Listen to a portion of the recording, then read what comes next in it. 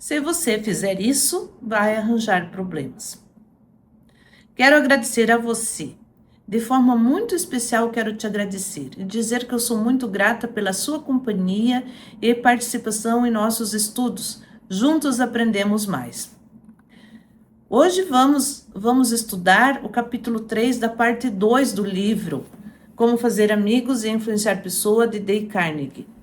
Na parte 2 do livro, o autor apresenta 6 maneiras de fazer as pessoas gostarem de você. Dessas 6, nós já estudamos 2. Hoje é a terceira. No nosso último capítulo estudado foi o poder do sorriso. Hoje vamos estudar sobre uma lição profundamente humana, o valor do nome. Neste capítulo, Dale Carnegie nos ensina que para qualquer pessoa o som mais doce e importante que existe é o próprio nome. Pode parecer um detalhe pequeno, mas não é. O nome carrega identidade.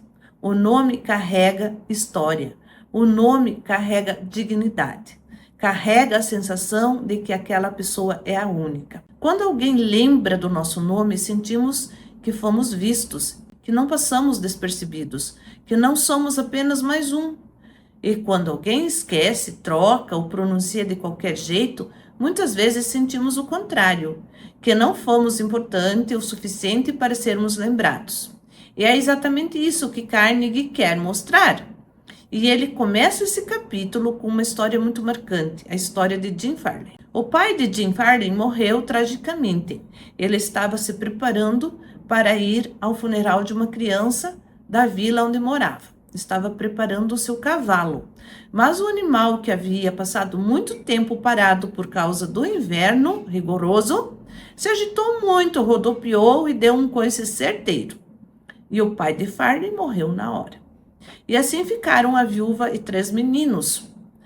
Esses 3 meninos órfãos, sustentados apenas por algumas centenas de dólares de um seguro de vida. O filho mais velho, que também se chamava Jim Farley, só tinha 10 anos.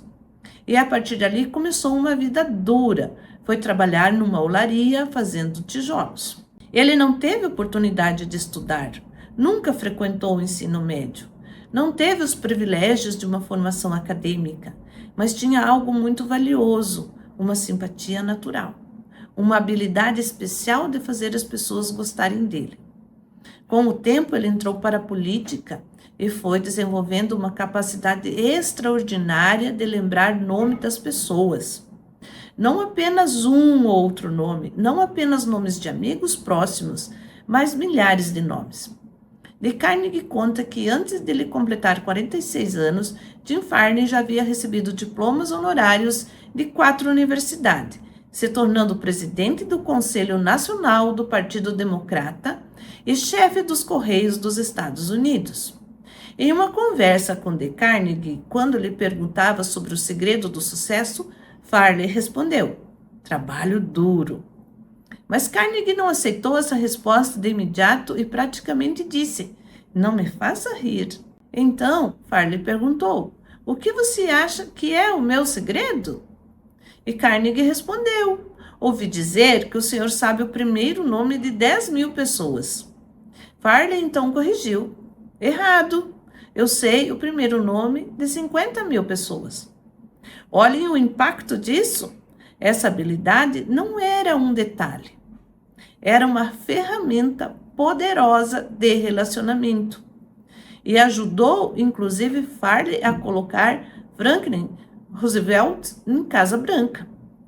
Ele administrou a campanha presidencial dele em 1932. Mas como ele fazia isso? Durante os anos em que trabalhou vendendo gesso e também quando atuou na prefeitura de Stony Point, Farley criou um método.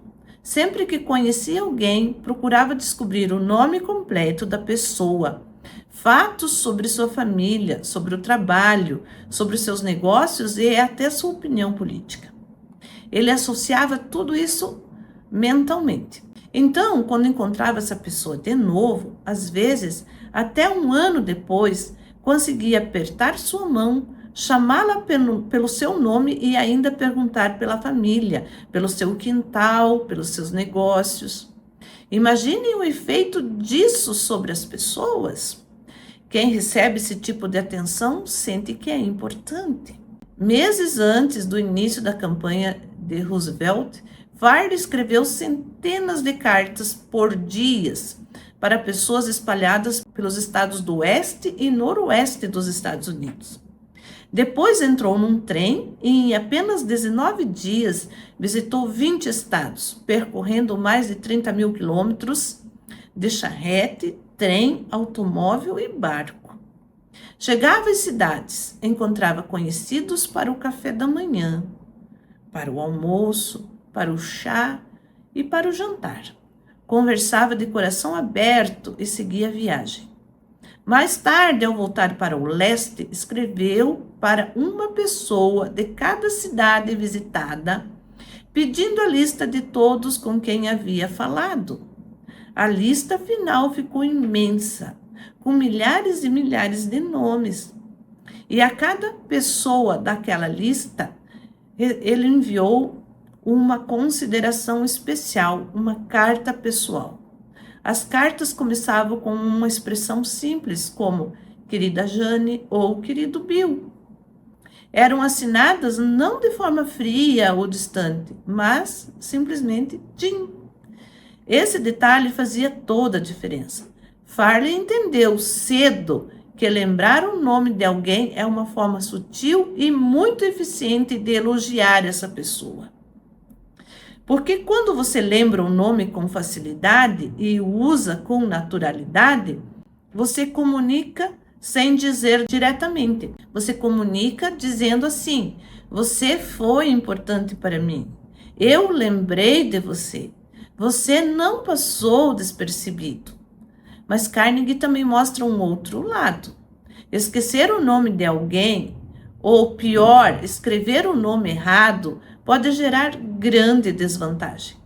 Farley viveu isso quando organizou um curso de oratória em Paris e enviou uma circular aos americanos residentes na cidade. As datilógrafas francesas tinham pouco domínio inglês e cometeram erros ao escrever alguns nomes. O resultado foi que um gerente de um grande banco americano em Paris respondeu com indignação porque seu nome havia sido escrito errado. Isso revela algo muito importante. O nome toca fundo. Às vezes, para quem ouve, pode até parecer só um pequeno erro, mas para a pessoa pode soar como uma falta de consideração. Carnegie conta ainda a história de Sid Levy, que fazia visitas a um cliente chamado Nicodemos Papadopoulos. Era um nome difícil e por isso quase todo mundo o chamava simplesmente de Nick. Mas Sid Levy decidiu agir diferente. Ele ficou repetindo o nome completo várias vezes para aprendê-lo e aprendê-lo corretamente. Quando telefonou para o cliente, cumprimentou pelo nome completo, Nicodemos Papadopoulos. O homem ficou impressionado, disse que 15 anos naquele país, ninguém havia se esforçado para chamá-lo pelo nome certo. E isso fortaleceu tanto a relação entre os dois que ele se tornou cliente de Sid Levy por muito tempo. Vejam como isso é forte. Não foi uma grande estratégia de marketing, não foi um discurso brilhante, foi algo simples, mas humano. O esforço de respeitar a identidade da pessoa. O autor cita também, mais uma vez, Andrew Carnegie, o famoso rei do aço. Ele entendia muito de gente, mesmo sem ser o maior especialista técnico do setor. Ele liderava centenas de homens que sabiam mais sobre siderurgia do que ele. Mas o que o fez enriquecer tanto foi justamente sua habilidade de lidar com pessoas. E ele aprendeu cedo o valor do nome. Quando era criança, por volta dos 10 anos, morando ainda na Escócia, capturou uma coelha. Logo percebeu que ela estava prenha e pouco tempo depois nasceram vários coelhinhos. O problema era que ele não tinha como alimentá-los. Então ele teve uma ideia brilhante. As crianças da vizinhança vinham ver os coelhos. E ele propôs o seguinte: se elas ajudassem a trazer alimento para os coelhinhos, como trevo e dente de leão, ele daria a cada coelho o nome de uma delas. Cada criança teria um coelhinho com o próprio nome.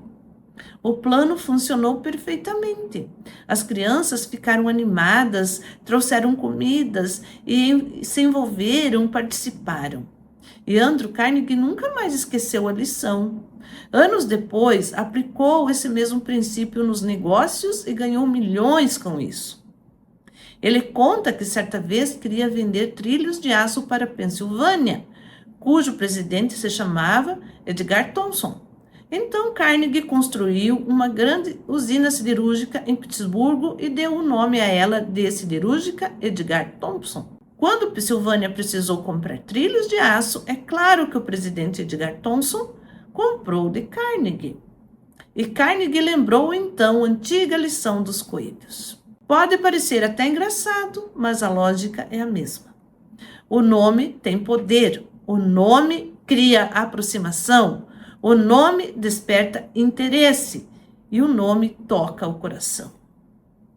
Não é à toa que Carnegie diz que uma das primeiras lições que um político aprende é essa. Lembrar o nome de um eleitor é um ato digno de um estadista.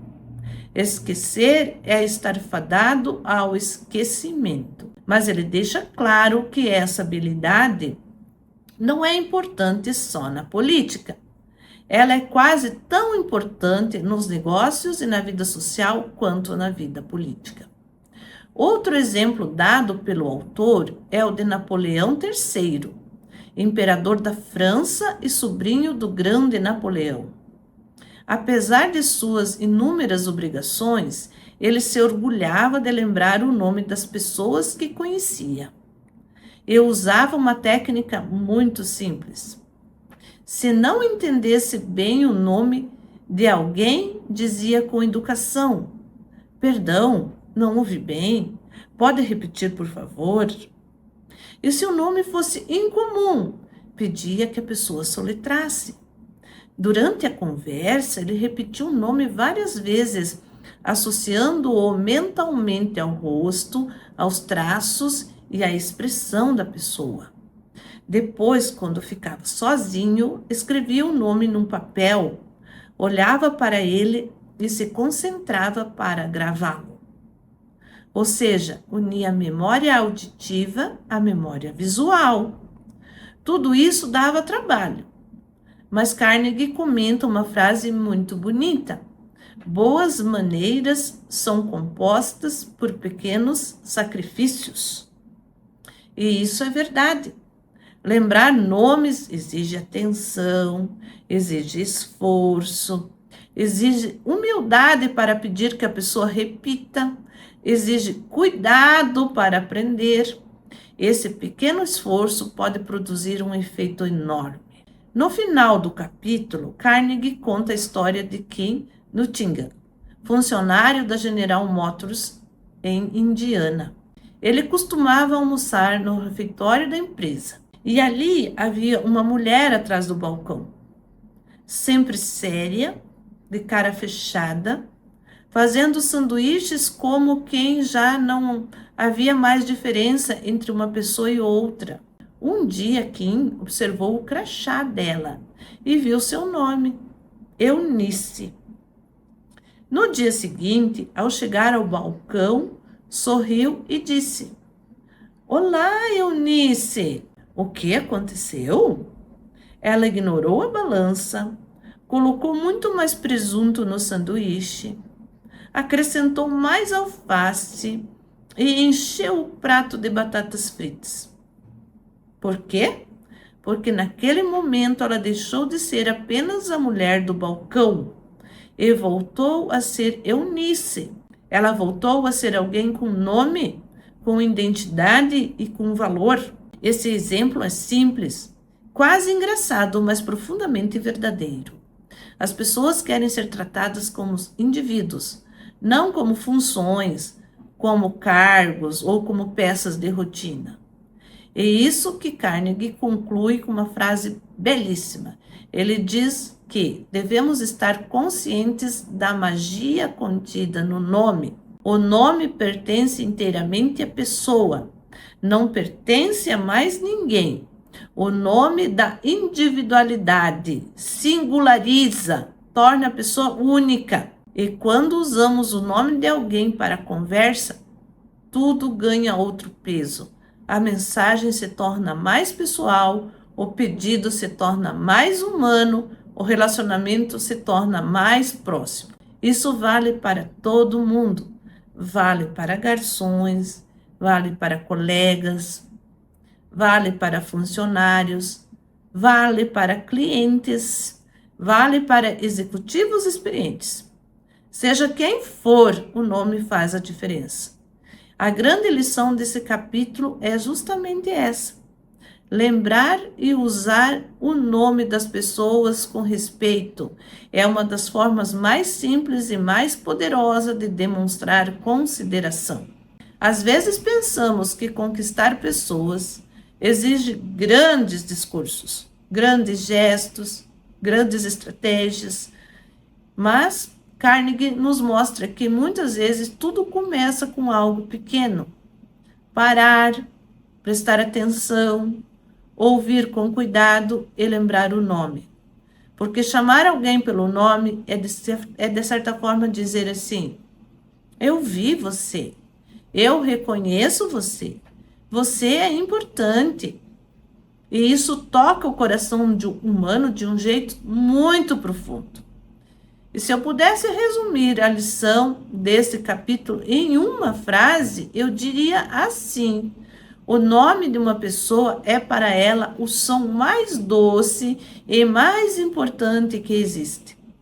Por isso, se quisermos influenciar bem, criar amizades, abrir portas e conquistar respeito, precisamos aprender a dar valor ao nome das pessoas. Muito obrigada. Muito obrigada por você participar desse nosso estudo. Hoje aprendemos o valor do nome. Vamos praticar isso no nosso dia a dia. Vamos tentar colocar isso na nossa vida, no nosso trabalho e na nossa família. Muito obrigado e espero você amanhã para o nosso próximo capítulo. Um grande abraço.